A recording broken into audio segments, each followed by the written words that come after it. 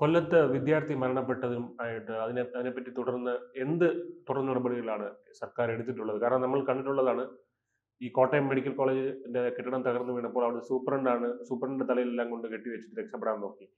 അതുപോലെ ഇവിടെയും പ്രധാന അധ്യാപികയുടെ തലയിൽ കൊണ്ടെല്ലാം കെട്ടിവെച്ചിട്ട് മുങ്ങാനാണോ ഇപ്പോഴും അവർ ശ്രമിക്കുന്നത്? അത് അങ്ങനെ വേണം കരുതാൻ. കാരണം പ്രധാനാധ്യാപകയ്ക്ക് എതിരെ മാത്രമാണ് കേസെടുത്തിട്ടുള്ളത്. എസ് സുജയെ സസ്പെൻഡ് ചെയ്തിട്ടുണ്ട് എന്നാണ് അറിയാൻ കഴിയുന്നത്. കേസെടുത്തിട്ടുള്ള കാര്യത്തിൽ ഇതുവരെ കൺഫർമേഷൻ വന്നിട്ടില്ല കേട്ടോ. അപ്പോൾ എന്തായാലും സസ്പെൻഡ് ചെയ്തിട്ടുണ്ട്. തുടർ നടപടികൾ എന്തായാലും എടുക്കും. കേസായിരിക്കില്ല, അന്വേഷണമായിരിക്കും. വകുപ്പ് തല അന്വേഷണവും കാര്യങ്ങളും ഒക്കെ ആയിരിക്കും വരുന്നത്. ഈ പറയുന്ന ത്രീ ഫേസ് വൈദ്യുതി ലൈനിന് തൊട്ട് ചേർന്ന് സൈക്കിൾ ഷെഡ് നിർമ്മിച്ചിട്ടുണ്ടല്ലോ. ആ സൈക്കിൾ ഷെഡിന്റെ മുകളിൽ വെച്ചാണ് കുട്ടിക്ക് ഷോക്ക് ഏൽക്കുന്നത്. ഈ പറയുന്ന അനധികൃതമായിട്ട് ഈ ഷെഡ് നിർമ്മിച്ചത് സ്കൂൾ മാനേജ്മെന്റ് ആണ്. സ്കൂൾ മാനേജ്മെന്റ് എന്ന് പറയുന്നത് CPM നിയന്ത്രണത്തിലുള്ള സ്കൂൾ മാനേജ്മെന്റ് ആണ്.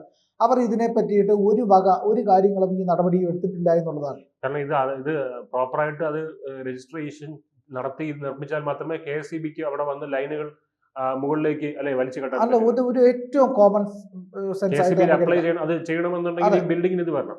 അല്ലെ, നമുക്ക് ഇതിനകത്ത് ഏറ്റവും പ്രധാനപ്പെട്ട ഒരു കാര്യം എടുത്ത് നോക്കാം. ഒരു സ്കൂളിന്റെ മുകളിൽ കൂടി, സ്കൂളിന്റെ നടുവിൽ കൂടി, ഒത്ത നടുവിൽ കൂടി ഇത്ര ത്രീ ഫേസ് ഒന്നുമില്ലാതെ ഒരു ത്രീ ഫേസ് വൈദ്യുതി ലൈൻ പോവുകയാണ്. അതായത് ഒരു കുട്ടി പട്ടം പറത്തുന്നു എന്ന് വെച്ചോളൂ. അവന് പട്ടം പറത്തി കളിക്കുകയാണ്, അതിനിടയ്ക്ക് പട്ടം പൊട്ടി നേരെ ഈ ലൈൻ കമ്പി ചെന്നിരുന്നു. കുട്ടിയുടെ മനസ്സിൽ എന്താ, പട്ടം എടുക്കുക എന്നുള്ളതേ ഉള്ളൂ. അവൻ ചിലപ്പോൾ ഒരു അലുമിനിയം കമ്പിയോ മറ്റെന്തെങ്കിലും കൊണ്ടുവന്നിട്ട് തള്ളിയിടാൻ നോക്കും. ഇല്ലെങ്കിൽ ചിലപ്പോൾ പോസ്റ്റ് കയറിയിട്ട് തന്നെ, അത് പോസ്റ്റിന്റെ ഭാഗത്താണെങ്കിൽ അവിടെ കയറിയിട്ട് അവൻ എടുക്കാൻ നോക്കും. അത് കാരണം കുട്ടികൾക്ക് അപകടത്തെ പറ്റിയിട്ട് അറിയില്ല. അപകടത്തെ പറ്റി അറിയാന്നുള്ളത് നമുക്കാണ്.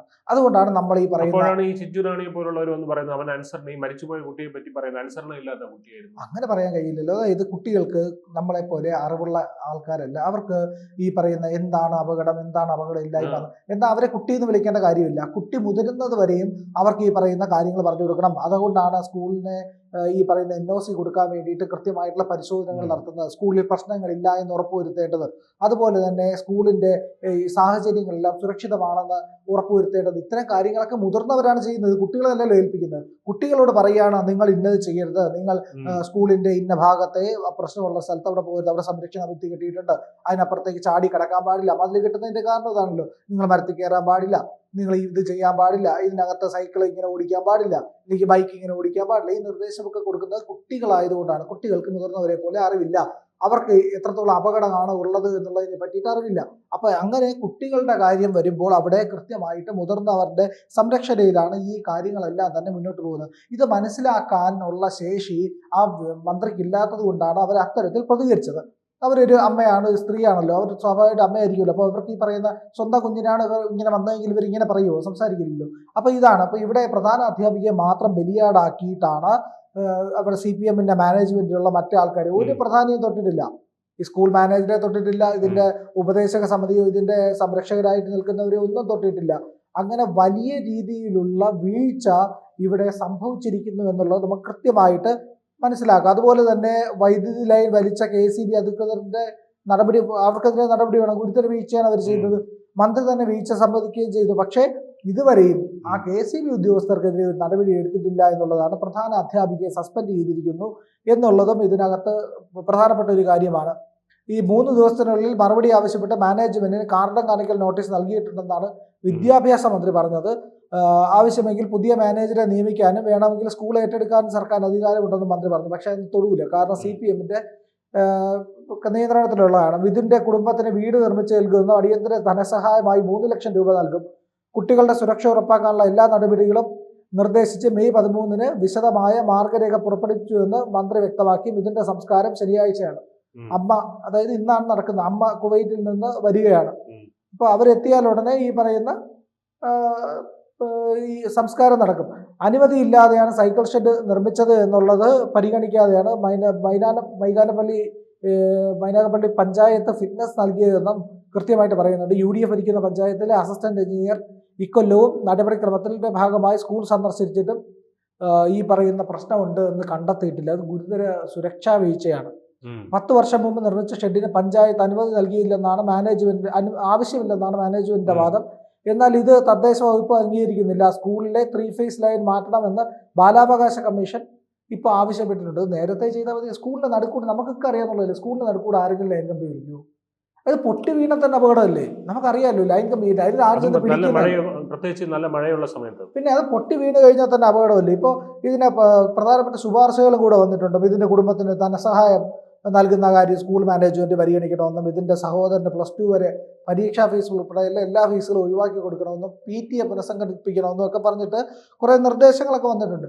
ഇതുകൊണ്ട് എന്ത് പരിഹാരം എന്നുള്ളതാണ്. ഈ പറയുന്ന വലിയൊരു ദുരന്തം ഉണ്ടായി കഴിഞ്ഞാൽ എന്താണ് ചെയ്യേണ്ടത്? ഇതിലുമായിട്ട് ബന്ധപ്പെട്ട മുഴുവൻ ആൾക്കാരെയും നടപടിയെടുക്കുക എന്നുള്ളത്. പ്രധാന അധ്യാപികക്കെതിരെ നടപടിയെടുത്തു, ശരി. സ്കൂൾ മാനേജറെ അവിടുന്ന് സ്ഥാനത്ത് നിന്ന് മാറ്റണം, അത് വേണം, പ്രധാനപ്പെട്ട കാര്യം അതാണ്. പിന്നെ രണ്ടാമത്തെ കാര്യം KSEB ഉദ്യോഗസ്ഥർക്കെതിരെ നടപടിയെടുക്കണം. ഈ പറയുന്ന അനധികൃതമായിട്ട് ഷെഡ് കെട്ടിയതിന് സ്കൂൾ മാനേജ്മെന്റിനെതിരെ പിഴ ചുമത്തണം, കൃത്യമായ നടപടിയെടുക്കണം, ആ ഷെഡ് പൊളിച്ചു നീക്കണം. KSEB അധികൃതർക്കെതിരെ നടപടി എന്ന് പറഞ്ഞാൽ ഇത് നേരത്തെ അവിടെ ഞാൻ മനസ്സിലാക്കുന്ന നേരത്തെ ഈ ലൈനുകൾ പൊയ്ക്കൊണ്ടിരുന്നതാണ്. അന്ന് ഇത് നല്ല ഉയരത്തിലായിരുന്നു. പക്ഷെ ഈ ഷെഡ് അനധികൃതമായിട്ട് ഇതിന് ചോട്ടിലായിട്ട് ഇവർ കെട്ടുകയും അപ്പോൾ ഈ അനധികൃതമായതുകൊണ്ട് KSEB ഇത് അറിയിക്കാൻ പറ്റില്ല ഇവിടെ ഒരു ഷെഡ് കെട്ടിയിട്ടുണ്ടെന്നുള്ള കാര്യം. അതുകൊണ്ട് അവർക്ക് വന്ന് അതിനെ ഉയർത്തി കെട്ടാനും ഉള്ള ഒരു സാധ്യത അവിടെ ഉണ്ടായിരുന്നില്ല. അപ്പൊ അതുപോലെ ഈ വലിച്ചു കെട്ടാൻ കഴിയില്ല, അതിനെ വലിച്ച് ടൈറ്റ് ആക്കാൻ കഴിയില്ല. ലൈൻ കമ്പി എപ്പോഴും ലൂസ് ആയിട്ടാണ്, ഹൈ ടെൻഷൻ ആണല്ലോ അതിൽ കൂടെ വരുന്നത്.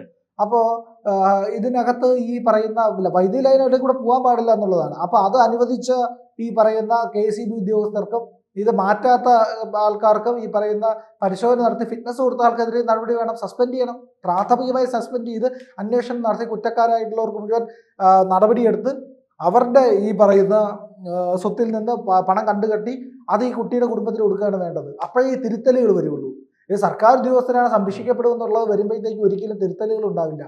തിരുത്തലുകൾ ഉണ്ടാവണമെങ്കിൽ കൃത്യമായ നടപടി ആവശ്യമാണ്. അത് ചെയ്യാതെ ഒരു മാറ്റവും ഉണ്ടാകില്ല എന്നുള്ളതാണ് ഇതിൽ ഏറ്റവും പ്രധാനപ്പെട്ട കാര്യം. അതിന് സർക്കാർ കൃത്യമായ രീതി പിന്തുടരണം. ഈ പറയുന്ന പോലെ സർക്കാരിൻ്റെ കൃത്യമായ നിരീക്ഷണം ഉണ്ടാകണം. അത് ഏതൊക്കെ വകുപ്പുകളാണോ വകുപ്പുകളെല്ലാം സംയോജിപ്പിച്ചുകൊണ്ട് തന്നെ ശക്തമായ നടപടിക്ക് പോകണം. അല്ലാതെ ഒരു നടപടി എന്ന് പറഞ്ഞാൽ നമ്മൾ പേരിന് വേണ്ടിയിട്ട് എടുത്തിരിക്കുന്ന ഈ നടപടി കൊണ്ടൊന്നും ഒരു കാര്യം ഉണ്ടാവില്ലെന്നേ. അപ്പോൾ ഇതിൻ്റെ ഗൗരവം മനസ്സിലാക്കുന്നില്ല എന്നുള്ളതാണ്. അപ്പോൾ വിദ്യാഭ്യാസ മന്ത്രിക്കായാലും ശരി തന്നെ, ഈ പറയുന്ന വൈദ്യുതി മന്ത്രിക്കായാലും ശരി തന്നെ, എല്ലാവർക്കും ഇതിൻ്റെ അകത്തൊരു കളക്റ്റീവ് റെസ്പോൺസിബിലിറ്റി ഉണ്ട്, കൂട്ടുത്തരവാദിത്വം എന്ന് പറയും. ആ കൂട്ടുത്തരവാദിത്വം നടപ്പിലാക്കാതെ ഈ പറയുന്ന അതിൻ്റെ നടപടി എടുക്കാതെ ഈ പ്രശ്നത്തിന് പരിഹാരം ഉണ്ടാകില്ല. ഇതിന് എല്ലാവരും ഉത്തരവാദിയാണ് എന്നുള്ളതാണ്. ഇതിൻ്റെ അകത്ത് മാനേജ്മെന്റ്, തദ്ദേശ സ്വയംഭരണ വകുപ്പ്, ഈ പറയുന്ന അതിൽ ജില്ലാ പഞ്ചായത്തും വരും കേട്ടോ. ജില്ലാ പഞ്ചായത്തിന്റെ മുൻ പ്രസിഡന്റാണ് സ്കൂളിന്റെ പ്രധാനപ്പെട്ട ആള് എന്നാണ് പറയപ്പെടുന്നത്. അപ്പോൾ അതുപോലെ തന്നെ ഈ പറയുന്ന വിദ്യാഭ്യാസ വകുപ്പ്, ഈ വകുപ്പുകൾ എല്ലാവർക്കും ഇതിലുള്ള ബന്ധപ്പെട്ട ഇതുമായിട്ട് ഉത്തരവാദിത്വമുള്ള എല്ലാ ഉദ്യോഗസ്ഥർക്കെതിരെ നടപടിയെടുക്കണം.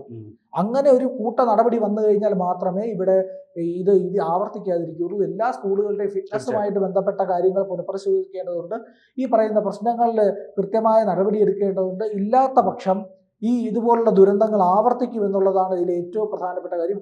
ആ ദുരന്തങ്ങൾ ഇനിയും ആവർത്തിക്കാൻ പാടില്ല എന്നുള്ളതാണ്. ആ ദുരന്തങ്ങൾ ഇനി ആവർത്തിച്ചു കഴിഞ്ഞാൽ ഇതുപോലത്തെ ജീവനുകൾ പൊലിയും. ഇവിടെ ബിന്ദുവിന്റെ ജീവിതം എങ്ങനെയാണ് നഷ്ടമായത്? ഇതുപോലെ ഒരു അനാസ്ഥയല്ലേ? ഈ പൊളിക്കാനിട്ടിരിക്കുന്ന കെട്ടിടമാണെങ്കിൽ അവിടെ കൃത്യമായ വാർണിംഗ് കൊടുക്കണം. അവിടുത്തെ ശുചിമുറികൾ ഉപയോഗിക്കാൻ വൈദ്യുതിയും ജലവിതരണവും എല്ലാം ഉണ്ടായിരുന്നു. പിൻവാതിലും മുൻവാതിലും എല്ലാം സീൽഡ് അല്ലായിരുന്നു, തുറന്ന് പ്രവർത്തിക്കുന്നു. അവിടെ വാർഡുകൾ വരെ പ്രവർത്തിക്കുന്നുണ്ടായിരുന്നു അറിയാൻ കഴിഞ്ഞിട്ടുണ്ട് അവിടെ. പക്ഷേ ഈ പറയുന്ന അവിടുത്തെ ഈ ശുചിമുറികളല്ല, ഈ പറയുന്ന ശൗചാലയങ്ങൾ, ഈ പറയുന്ന ബാത്റൂമുകളെല്ലാം തന്നെ ഉപയോഗിക്കുന്നുണ്ടായിരുന്ന ആൾക്കാർ. അപ്പോൾ അത് ഉപയോഗിക്കുമ്പോൾ സ്വാഭാവികമായിട്ട് അപകടം പിടിച്ച സ്ഥലത്താണെങ്കിൽ അനുവദിക്കാൻ പാടില്ലല്ലോ.